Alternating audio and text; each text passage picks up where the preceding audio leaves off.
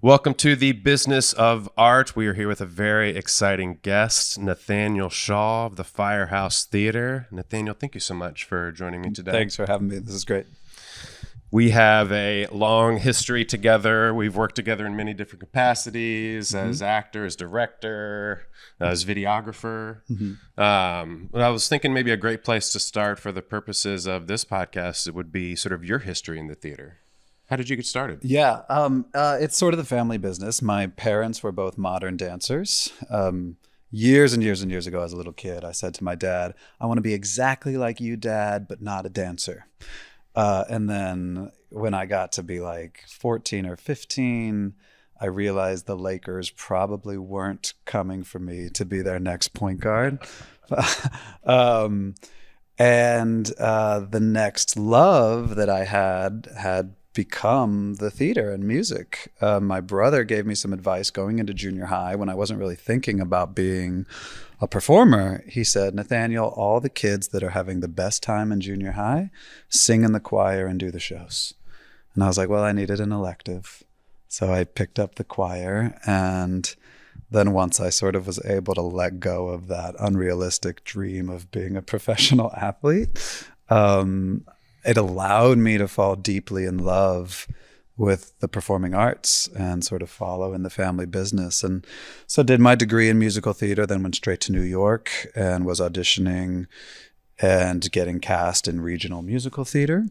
And then I took a little departure from that and danced with the Paul Taylor Dance Company, toured all around the world dancing with them, which was really beautiful. And So you did end up being a dancer. I did, yeah. And funny enough, my dad also danced for Paul Taylor. Oh, wow. So we're like the only parent-child combination to pass through that company. So funny enough, yeah, despite telling my dad I wasn't going to do that, I followed very closely in his footsteps, at least for a while. And then, doing the regional work, I started to see that artistic director position and started to feel like that might be much more suited to who I am and my personality, because it's fun to run around and take gigs. Gigs are fun. You get together with some artists for a month, 6 weeks, whatever. You do something special and you move on. But there is something so much more satisfying, I think, in taking care of something long term. And I think that is much more suited to my personality. So I started, after several years, started to point my decision making towards artistic leadership. And I started to act in shows specific to trying to get directing opportunities, hopeful that would lead me to someday being an artistic director. I started my company in New York, a little off company called the Active Theater, with the thought that if I kind of build some skills here and gain some experience here, eventually becoming an artistic director of a regional theater might be possible. So pretty early in my career, I sort of set my sight on that and made my decisions around that. Had my company in New York, and then was artistic director at Virginia Repertory Theater here in Richmond from 2016 to 2020. We parted ways during the pandemic, launched what was called the New Theater after that. That was really a response to what we were going through in that pandemic shutdown, both from a social justice aspect as well as a how do we utilize technologies to communicate when we can't gather, trying to take learnings from that COVID experience into what a theater post-pandemic might look like. And then Joel Basson, who is the producing artistic director here, approached me about maybe stepping in at the Firehouse. And we immediately turned that into a merger conversation about the New Theater and Firehouse coming together. And I really think that this first year of that has proven that was wise, and there really is great potential in that consolidation of two theaters that were focused on new plays coming together and creating a stronger theater here with a priority on developing and premiering new work. Can we back up a little bit to how what brought you to Richmond? How did that opportunity come about? Yeah, I mean, it honestly came up, I think, because I was just submitting my directing materials far and wide. So I wasn't seeking a staff position at a theater at that time. I was just sending my resume to theaters all over the country, trying to get directing opportunities. And I had worked as a resident choreographer on the Broadway production of Once, which Bruce Miller, who was the artistic director at Virginia Repertory Theater at the time, really admired that production.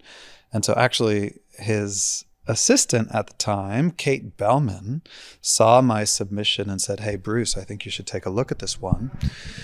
And it happened to come across his desk, for lack of a better word, when he was also contemplating retirement.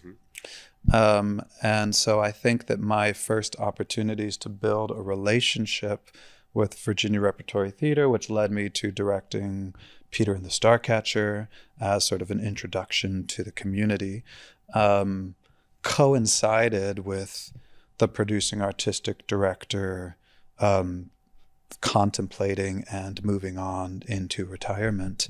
And so that was initially what brought me down to Richmond. It really kind of goes to the lesson of timing is everything. Timing is everything. And I think, you know, there were people that told me, don't waste your time with blind submissions. Don't just send if you're an actor, don't just send your headshot and resume to anybody. If you're a director, don't just scatter your materials to every regional theater in the country. It's a waste of time. Funny enough, for me, that hasn't been the case. I think I got several opportunities to take gigs in that manner. And then in this case, it's led to, you know, a really wonderful career in life here in Richmond, leading arts organizations.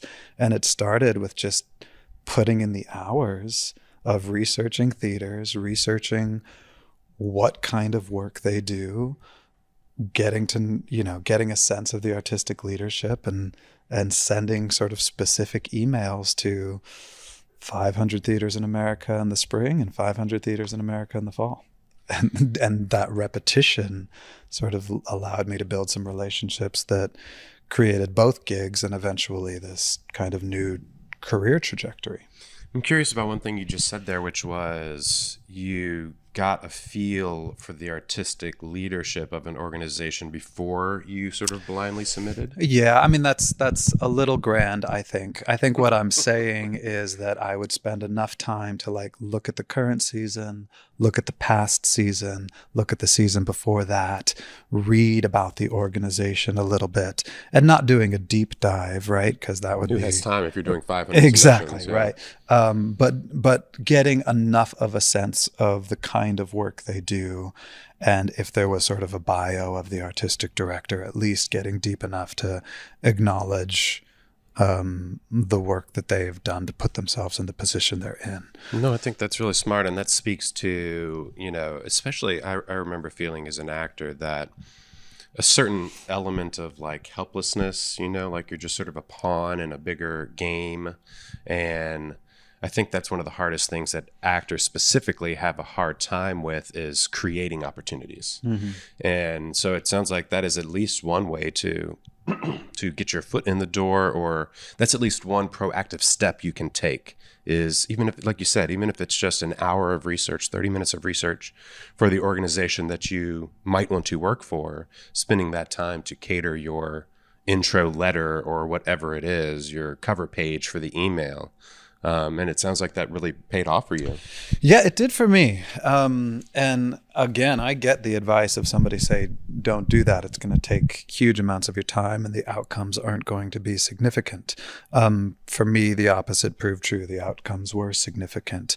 And I do think, you know, as somebody who now mostly sits on the other side of the table as an artistic director or director, it really is about like in an audition or in the get to know you process with an artist, it's like, do we want to work together?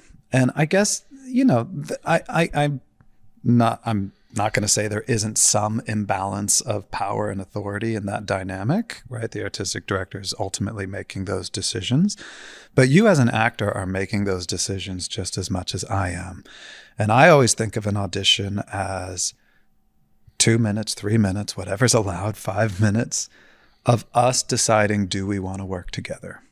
And in the shoes of the actor, at this moment in time, I need you much more than you need me, because there's going to be another audition soon and another audition soon, depending on the size of the community you work in, right? But there's going to be plenty of opportunities. But in that moment, I have this casting opportunity, maybe another if necessary, and a callback to make these decisions. And I really need you. So I think in the audition process, at least, like once we're in the room together, we're on totally equal footing. We're two colleagues deciding if we want to work together. And I think as an actor, when you bring the best of yourself into the room and it's a genuine and open get to know you experience, and you're thinking as much about, do I want to work with this director? And I'm trying to learn something about you, and you're trying to learn something about me, and we're seeing if it's a fit and seeing if we want to hang out together for the next couple of months and make something, then I think it's a much more, I think it's a very level playing field at that point.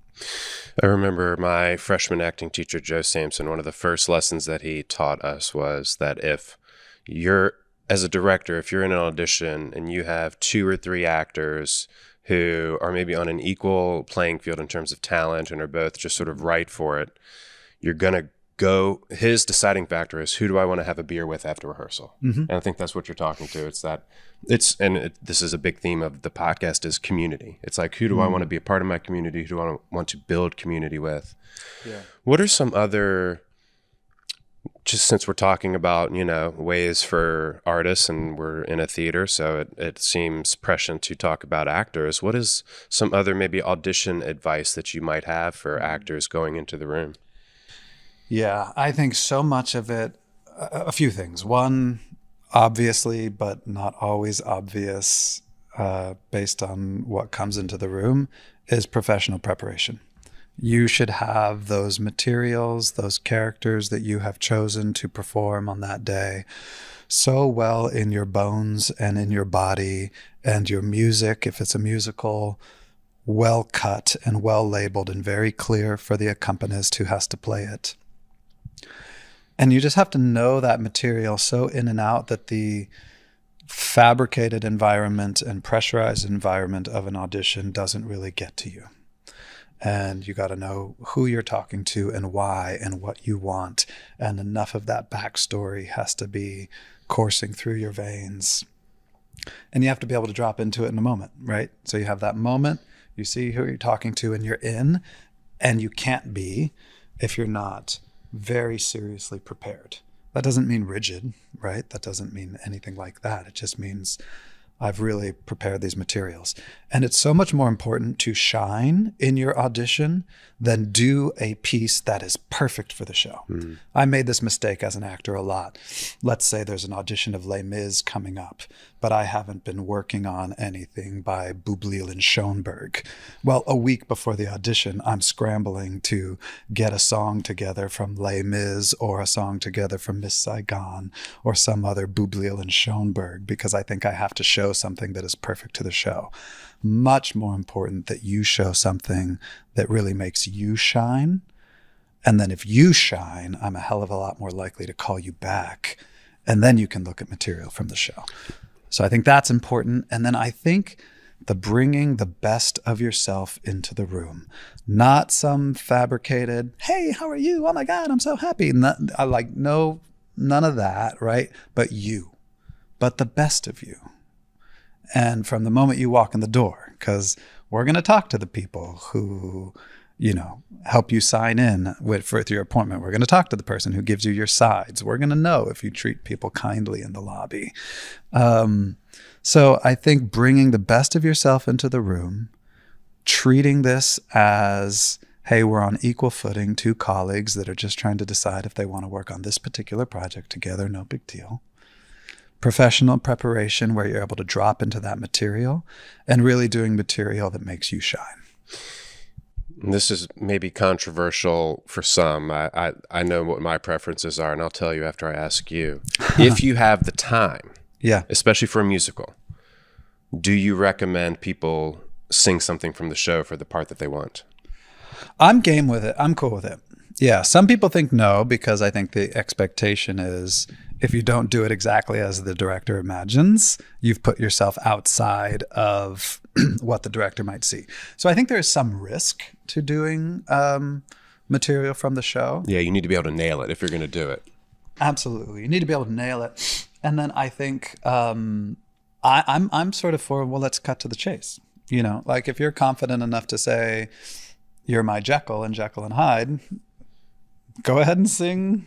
This is the moment. Yeah, sing This Is the Moment. And let's cut to the chase. Because if I like that, I'll call you back and we'll get to explore more. And if I don't like it, so be it. And yeah, and you highlighted another thing, which I think is important, is like breaking down the steps of the process. It's like when you're going in for your first audition, your goal is not to get the job. Mm-hmm. Your goal is to get to the callback, right? Mm-hmm. And so like, what can you do to get to the callback? And if you're only hearing about the audition a week in advance, or say you're really busy and you don't have the time to prepare from the show, then I think you're absolutely right.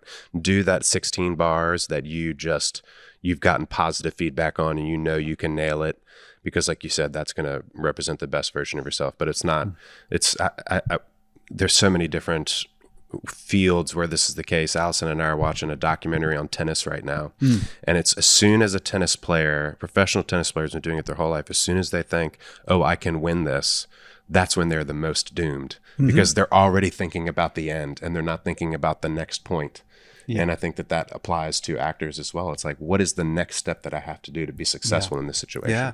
And I would even say, like, get results out of your mind as much as you can, right? Like whether you get cast or whether you get called back. Because there's so many circumstances, and you know this, there's so many things on the other side of the table that you as the actor just aren't privy to. You don't know what the director's thinking, what they're looking for exactly. In some cases, you probably have a pretty good sense, but not always, nor do you know other factors and the relationships that they have that might already be in the mix for the project, right? So ultimately, I think it is, and it sounds a little, I don't know, idyllic or naive even to say, I think if you can have that for 2 minutes today, for 3 minutes today, for 5 minutes today, I get to do the thing that I love. And it's hard in an audition setting, right? Because it is competitive and you feel a little pressure and you want the thing. A lot of people hate auditioning. Yeah, you want the outcome. But not a lot of people in the world get to walk into a room and sing a song that they deeply love for somebody.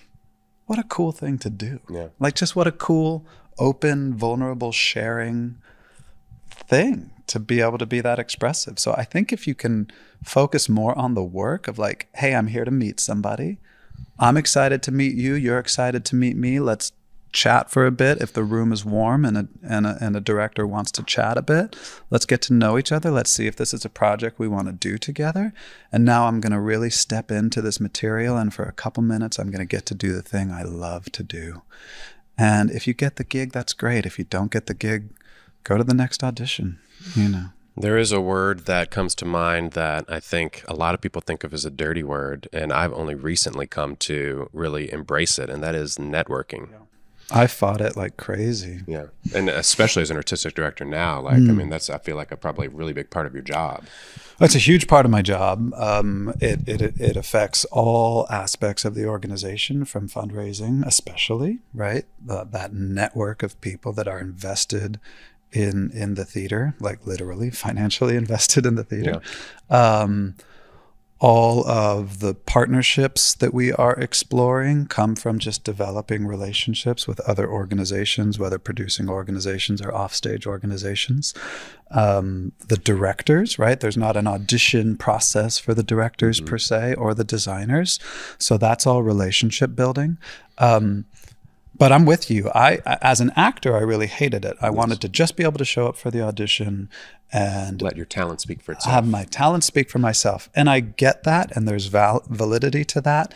And I'm not saying that people have to show up at the bar with every director and, you know, extend themselves beyond the social life that they are interested in just in pursuing a job. But I think it is very valuable to say, I'm building relationships. Relationships. If you don't like the word networking, just think about it as creative partnerships, creative relationships. Community. And it makes perfect sense that people want to spend time making art with people that make them comfortable and excited to make art, right? That's it, right? So us knowing that we enjoy our time together and our conversation, the things I say to you and the things you say to me stimulate something. It's just about building relationships and partnerships. It's not a bad thing. You know, there are, of course, numerous and so many examples of where this idea of networking was not what it should have been, yes. Right? We can look at all industries and especially the performing arts to say, okay, well, that actor should not have had to go to that lengths to get that part. And that person was abusing their power. Right. So there's all sorts of things like that. But like if you're it's not so prevalent here in Richmond, but in other markets, if there's a casting director that's consistently working on projects you'd be interested in doing, well, take their class. Take their class. And yes, you got to suck up a little bit I'm an out of work artist and I'm having to pay for access. There's a little bit of that going on. But more importantly, that casting director is building a relationship with you and your artistry so that when they're thinking about projects in the future, they think about you. Yeah. Same if you're a dancer and there's a particular Broadway choreographer you like. Well, figure out where they teach their class or where their associates teach their classes and take that material so they become aware of you and you get stronger at dancing in their style. If there's particular singers that you like, try to find out who their voice teachers are and work with those voice teachers, right? So it's relationship building. It's artistic partnerships. We all like to spend time with people we enjoy. We all like to directors like to direct people that respond well to their direction. Actors like to work with directors that motivate them, inspire them to their best work. And it's all about building relationship and rapport and that sort of collaborative magic. On the note of collaborative magic, theater people, you know, there maybe is even a stereotype about theater people specifically being kind of emotional. I think maybe a better way to phrase it is like they have high levels of empathy. What do you think it is about this medium in particular, even compared to other performing arts mediums that, I mean, every single show that I've been a part of maybe if I've done 50, maybe 5 of them did not have this. There was a sense of family at the end of it. What do you think it is about this that does that? That's a really interesting question, but it's so true. I think some of it is what has to be accomplished in the time that we have. What we're being asked to do very frequently is go to incredibly vulnerable places, share our humor, share our perspective, share our, not necessarily actually sharing your hidden secrets, but sharing the things that are deep inside you through the vehicle of the character. And it all has to happen relatively quickly. I'm sure you've had the experience of talking to non-theater people, and when you say how long you've been working on a project, they're often shocked at what we've accomplished in that time frame. So I think there is the material that playwrights are generating and composers generate require of us as directors and designers and actors to work with a heightened sense of vulnerability. And that, if it is in a space where it is nurtured and cared for and not taken advantage of, I think requires a kind of intimacy, professional intimacy, and care for one another. that I think is sort of why in these sort of intense weeks of mounting a show that there is that sense of community or family or intimacy, whatever word you want to use, that I think actually is quite unique to what we do. Yeah. Yeah, the word that had in my mind that you said is vulnerability. Like when you the work requires you to be vulnerable in a way that, say, maybe even dance doesn't. Obviously, dance is very physically demanding, and there's certainly vulnerability at play. But I just go back to our production of River Ditty together and how vulnerable all those characters were, and like how just drained like you would feel at the end of a performance, just because you gave so much. And I think that when you are in that situation where you are really giving so much of yourself to the audience, but also to your other castmates, I think it inevitably brings you closer. Yeah. And that's become so increasingly important to me. Not exactly what you're saying, but adjacent to what you're saying. I think we have all experienced, whether it be a production or an organization or what have you, we've experienced this art form in really, it's an overused word perhaps, but we've run into toxicity in how shows are mounted or how organizations are run. And I can't do that anymore. Yeah. I can't be in a space like that, doing something that requires such vulnerability of myself. I can't ask artists anymore to be vulnerable with me and my organization if we aren't really striving to create a safe and kind environment for the work to blossom. And that doesn't mean weak. That doesn't mean any of my sort of younger passion and intensity about getting the work done well and being excellent has diminished at all. I just believe so wholeheartedly that what we're asking of one another is this intense amount of vulnerability. Every second you're in a creative space, you're vulnerable, right? Because every choice you're making is being analyzed by other people, whether you're a designer or whether you're an actor, initially by your colleagues and then eventually by an audience. So it's so vulnerable.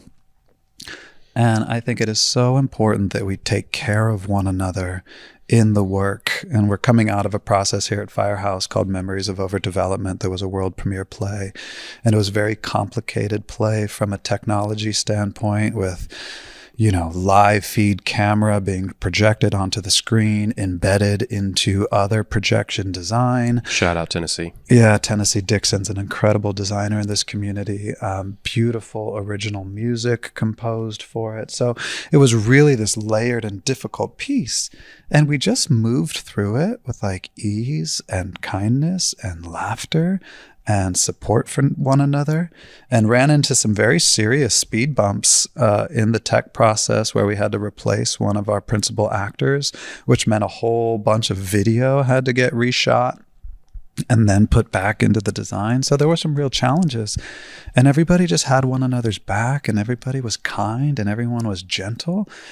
And in that kindness and gentleness, I've never been with a team that worked any harder.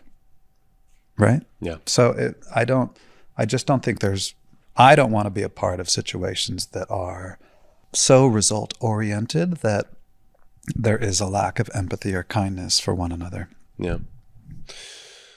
Let's do a hard pivot to one of the questions I prompted you with, which is how COVID we can start with how it affected things at the time and move into how it's changed things now. And I'll just start with my own personal story, which was I've had sort of an on and off relationship with whether or not I was pursuing theater as a profession. And I was just coming out of an off period where I was, I'm gonna give this a go.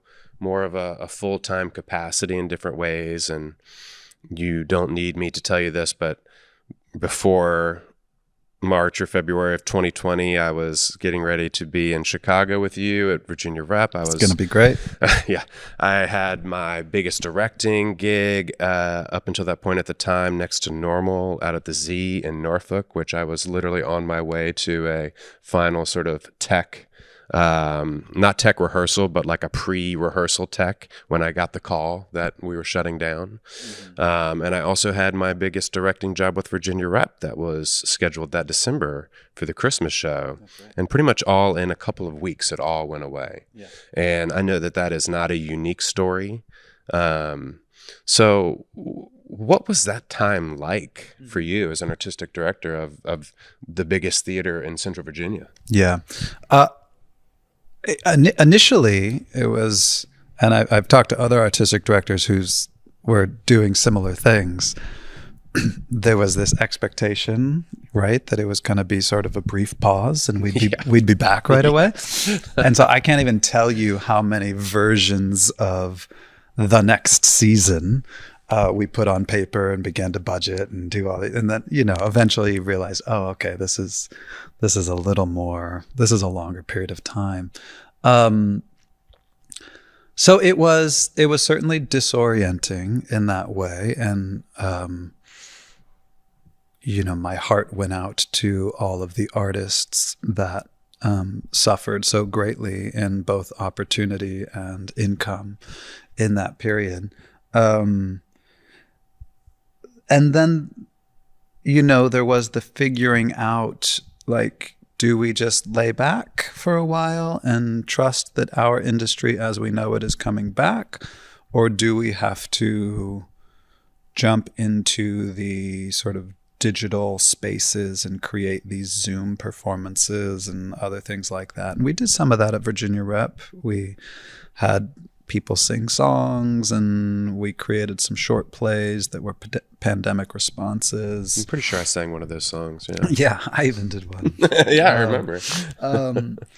And we were able to give playwrights a small chunk of change to write a play and hire some actors to do to perform it. And film it and share those with the community. So you were seeking for ways to stay kind of engaged with your community.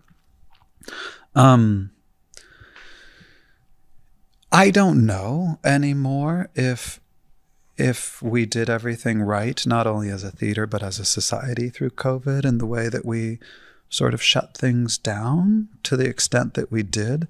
Ultimately, I think it probably saved a lot of lives, and I think that's the most important thing that happened.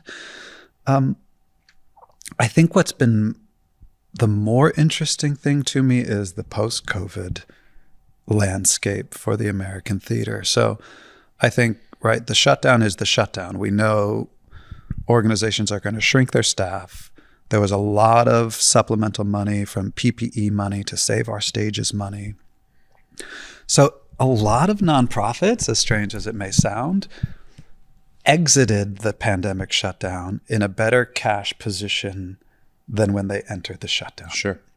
Because there was all this supplementary income, and they had shrunk their spending to such a small level. But then I think there was an assumption, by some at least, that we're going to jump back into basically the same producing model and generate the same amount of ticketed revenue as we did before. And not for everyone, but for the vast majority of theaters, that has not been the case. The case has been they jumped back into their producing model, either at full capacity or close to full capacity, with the assumption audiences were back, and audiences were down 20 to 40%. And so ticketed revenue is down. A lot of your donors had sort of lost at least some of the habit of giving to your organization. Sure. So, or they had redirected their funds to other causes that were more relevant to the pandemic, or the social justice issues that arose in following the murder of George Floyd. Mm-hmm. And so contributed revenue was down. And corporate sponsors may have redirected their funds. So corporate funding is down. So all of your funding streams are down and audiences aren't back. And so you jump back, many theaters jumped back into this producing model, and that supplemental support income of the PPE money or the Save Our Stages money, they weren't going to continue to renew that over and over and over and over again. So it's the post-COVID experience that I think has really rocked the American theater, and we've seen major institutions like the public have to cut way back on their producing volume. Now they have a huge operating budget. The institution is going to survive. Or Oregon Shakes cutting way back. I think the Humana Festival hasn't come back. Humana right? Fest is gone. I think Humana's decided not to sponsor that festival.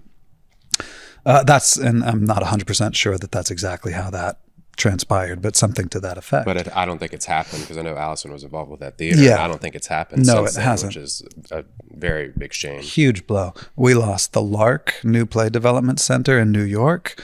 That's a huge blow to new play development, as is something like not having the Humana Fest, to the world premiere of new plays. So it's that post-COVID experience that I think is so fascinating that we're still in right now. And I would just say, like, this is the moment, to circle back to our Jekyll and Hyde conversation earlier. Hashtag Frank Wildhorn. Yeah. It's a bit cheesy, but I like it. It's a bit overblown, but he writes a good song. He does. This is the moment your theaters need you more than any other moment in my lifetime, without question, even more than when we were in the pandemic. This moment where we are trying to move forward beyond that and bring audiences back and expand beyond that, but we're also being asked and so desperately want to meet new and necessary inclusivity, diversity, equity, and access goals. When the organizations are trying to do so much and audiences aren't fully back, those that care deeply about having the arts in your community have never been needed more. And I think here in Richmond, I think there's a really cool thing in Richmond that I hadn't really experienced before as a gigging artist out of New York, where there's these lesser seen theaters, right? We're not Broadway in Richmond, but the Firehouse Theatre, Richmond Shakes, Richmond Triangle Players. Cadence is a nomadic operation, but they put on beautiful productions, right? These sort of mid-level, well-established organizations in this community that have been doing it for a long time. It's something that I think Richmond audiences and patrons could really take ownership of and elevate. And it's interesting because we're smaller organizations that, it doesn't take a huge sum of money to make a really significant change at these organizations. So if you're a philanthropist of means, you can make a really big impact at some of these established, proven, excellent artistic ventures in this community, like those 4 theaters I mentioned, or the breadth and depth of the army of people giving the small contributions. If we can expand those 2 things, these theaters can really do some remarkable work. So I think I think there's a real opportunity to sort of get past this COVID stagnation that's sort of holding us back a little bit still, and for the communities that love these theaters to really take ownership and pride in them, and know that whatever level you can contribute, whatever level you can support, whatever network you have, whether that be via social media or in person, driving that support to these organizations is what's going to make them thrive and survive for another 30 years. Yeah, and I know that in a lot of live performance mediums, they have bounced back. Let me ask you this: 0 to 100%. Where do you think theater is in terms of it being back to where it was pre-pandemic? What percentage? I wish I had slightly better data, but I'm gonna, and it's different from market to market. Yeah. Some theaters are the cultural gem in their community, and those theaters, I think, are, have maybe rebounded more. I think of like the Fulton Theater in Lancaster, Pennsylvania. I was just getting ready to say the Fulton. Yeah, Lancaster. the Fulton is nearly synonymous with the town. Yeah. It's a gorgeous venue now. Mark Robbins, a fantastic artistic director up there, as the sort of cultural gem of that community. Sure. I think they've had some, in speaking with Mark, I know they've had some good success coming back from the pandemic. Where do you think in Richmond? I would say 75%. Yeah. Let's get that 25% back. Yeah, we definitely need to, and then some. So let's transition. We've only got about 10 minutes left. What is Firehouse doing in particular to get that buy-in from the audience and the community partners back? Yeah, well, I think Firehouse has had a really exciting last 14 months, I'll say. So at the beginning of 2023, like I mentioned, we merged with the new theater, which I had started alongside my partner, Vida Williams, during the pandemic. And I think that merger has proven to be a real catalyst for growth and change at Firehouse. Basically, the first meeting I had was to get together with Maury Pearsall. Maury Pearsall is a fantastic director in this community, and he's the husband of the late Carol Pearsall. And Carol Pearsall was the founding artistic director of Firehouse and ran it for 20 years. When she left Firehouse over a decade ago now, it really did create some ill will in the community. Between Firehouse and the arts community that includes not only the artists, but includes board members and patrons and donors to an organization. We have since named the stage at Firehouse the Carol Pearsall Stage to honor her incredible legacy here, as well as her 10 additional years leading Fifth Wall Theater.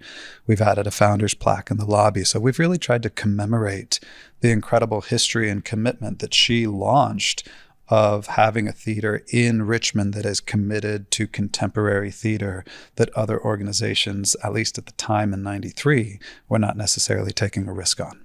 So we've tried to heal some wounds and bring that audience and bring those individuals back into the fold and make them feel like they could return to the space. And in many cases, I heard exactly that. Somebody would tearfully come into the door and say, I feel like I can finally come home again. And that's been really, really beautiful, that reconnecting with that community. We've also made a serious investment in production outcomes here. So we've spent over $130,000 in new theater technology. And so in an intimate theater like this, $130,000 goes a long way. We just showcased these two fantastic digital ultra short throw projectors so that we can front project now in the theater when we could only used to project through a screen via rear projection. We can now project right onto the scenic elements. We've upgraded the audio. We switched over to greener, more efficient LED technology in the space and bought all new lighting fixtures. And in preparation for larger productions that we'll start doing as soon as this summer, we bought all new microphones for the space. We've done some really nice lobby upgrades to make it a nicer space to hang out in and to be in. And we are investing more in artist compensation. Our compensation for Richmond theater artists, who I think have been historically and chronically underpaid. No comment. We've elevated that by 200 to 300% for all of our main stage productions, and that's directors, designers, and actors. We're also investing more not only in the technology we built, but also the production budgets for our shows. So we've, again, elevated production budgets by 200 to 300% over what they were, when I took over last January. So I think you will see a much more elevated a much more elevated product at the Firehouse than you have in recent memory. I think you will find that the lobby is a much more welcoming space. Yes. I think you will have found we've reconnected to the past community. And then another thing we've done is we've invested in staff expansion. So there were 4 people working at Firehouse when I took over. I think we're 9 now. We're 9. A lot of it's part-time because that's where we are from a budget standpoint, but we've brought you in to improve our digital marketing and what we're putting out for each of our shows. We have a wonderful communications manager in Allison Polson, who you may know. She's very good at what she does. She really is. So, we're working hard to get the word out in a better way. We just hired Associate Artistic Director Katrina Carroll Lewis. Also phenomenal at what she does. This is a coup. That was a great move by you guys. Oh, no. I mean, we're so lucky to have her. Yeah. She's probably, maybe I'm being hyperbolic, but I don't think so, the most beloved and sought after artist in our community. Yeah. So to have her on the team is great. And we also just already had this remarkable production staff in Todd LaBelle and Emily, and we've added Grace LaBelle, and we've added Ruth Hedberg to oversee costumes, and Emily Hake Massey to paint. So we really have turned it into a fantastic team.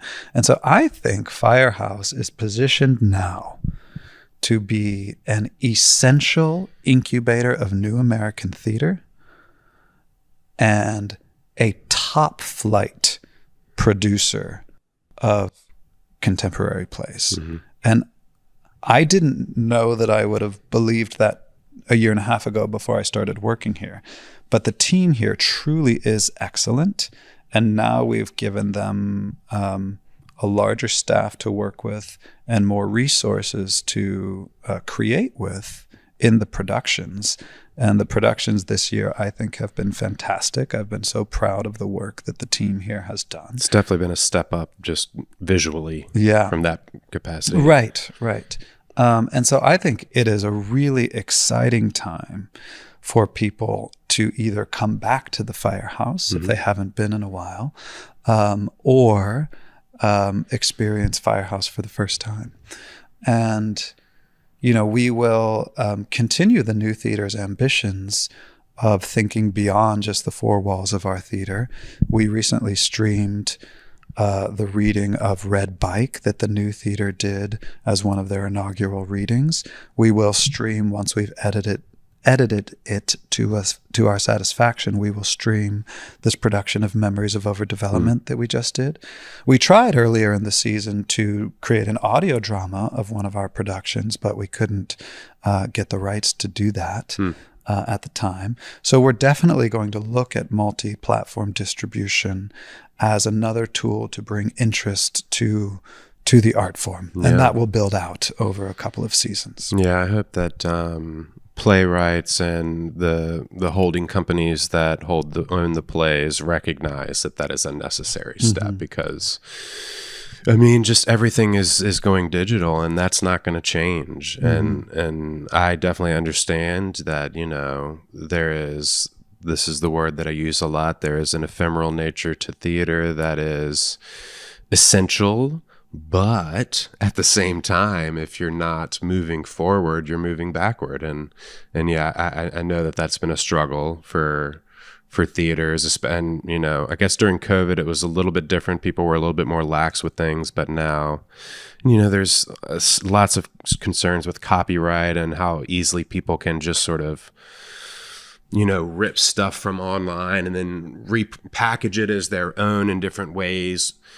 But I think, I hear this a lot about the music industry. Like, what is the number one way to to build your audience and to build your credibility as a musician? And it's to give it away for free. And I'm not suggesting that you do that here or that any of the playwrights or anything do that, but there is something to a different meaning of the word accessibility for the content to drum up that interest. And especially, it's been a really hard 3 or 4 years for this industry in particular. Like you were kind of saying, was some patrons may have not forgotten, of course, people know that it still exists, but forgotten how much they enjoy it. And if you can find a way to get it to them in a way that they can consume it on their own time, which is important. Theater is an appointment art form. You have to be there and you have to be in the room to see it. But there is value to creating those opportunities. So I'm glad to hear that you're exploring that. Yeah, 100%. I think when we talk about access, there were, I'm going to misquote this perhaps, but there were studies that, 6 months into the pandemic shutdown, when people were experiencing with reaching their audiences via new methods, whether that's Zoom performance or some sort of streamed content, it was something like, after 6 months, 60% of the people that purchased a streamed production had never set foot inside a theater. And that was completely not what I thought. I'm like, who's going to stream these old theater productions other than the theater junkie who absolutely needs their fix, or the donor who's buying the $10 ticket to support the organization? I was completely wrong. Completely wrong. It threw doors open, and people were seeing theater from all over the country, from the other side of the world, all of a sudden. And people who never had access to it because it's not in their community suddenly had access to highly professional productions, right? And then I think there is a little bit of, once we're back in our producing model and our theaters are open, we're sort of putting that data as something in the past that was only a tool to be a Band-Aid during the pandemic. And I think we're staring at evidence of like, gee, how do we build new audiences? How do we make our art form more accessible? Well, you stream it, you go to where the people are, even if it's a digital space. Which is on their phones. Yeah. And you bring the cost down to something most, or, not everyone, but most can afford, because it's a different expression. And, I think it's very, I don't know. It's tricky to be saying we're doing everything we can for access and inclusion and ignoring the very real evidence of what that did during the pandemic.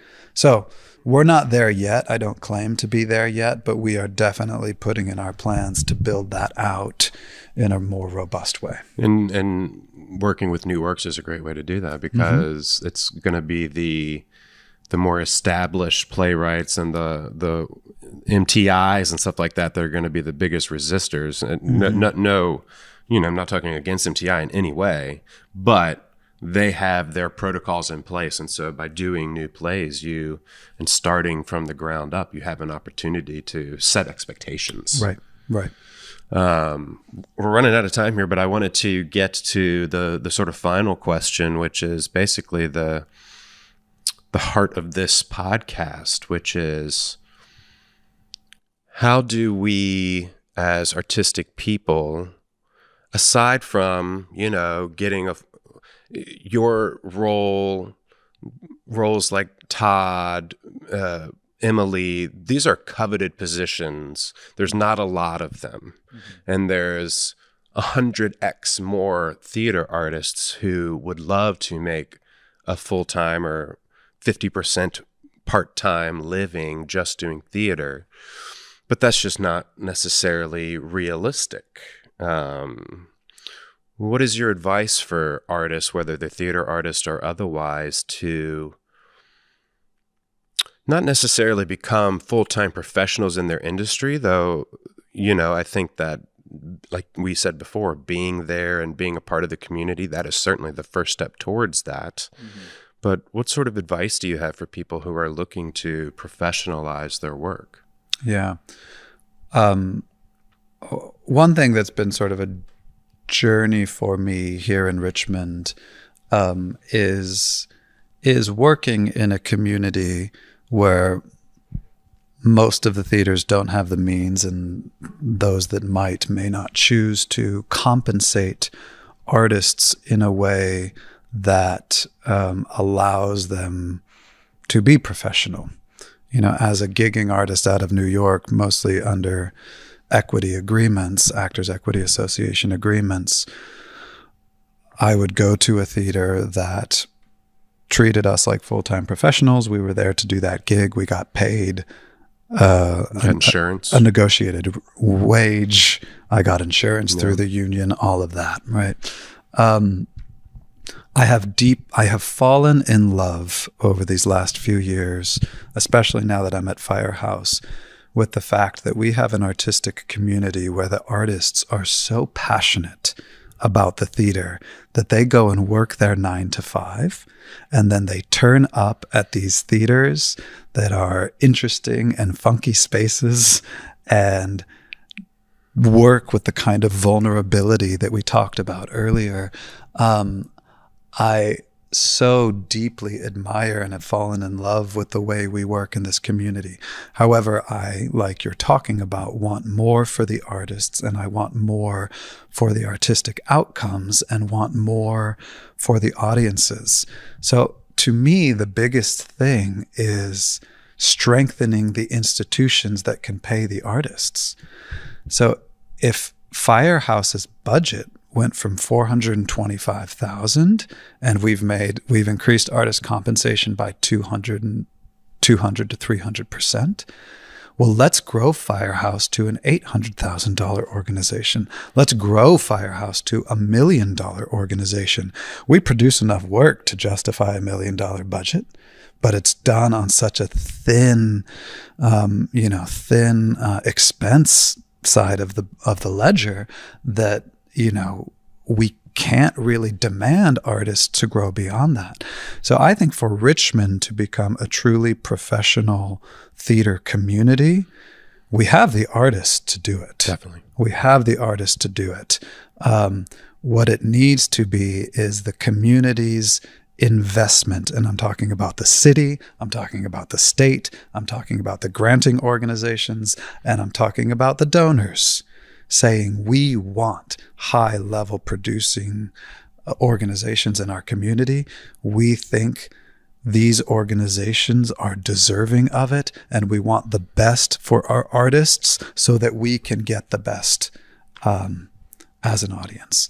And I think if we can sort of rally as arts leaders and institutional leaders, rally the community to that level of support, there's no bounds, there's no limits on what we could accomplish here. Well, I think that's a great place to leave it. And just to put a nice bookend on things, this is the moment. I won't sing it. You can, if you still have your chops, you feel free. No. I don't anymore. Well, Nathaniel Shaw, thank you so much for joining us today. Maybe we'll have you on again in a year or so after you've been in the role for. You've been in it for about 15 months now, you said? Yeah, I took over for Joel as producing artistic director July 1 of 23. Okay, yeah. So, well, we'll come back. We'll do it again. And thank you so much for your time today. Yeah, thank you. It's great.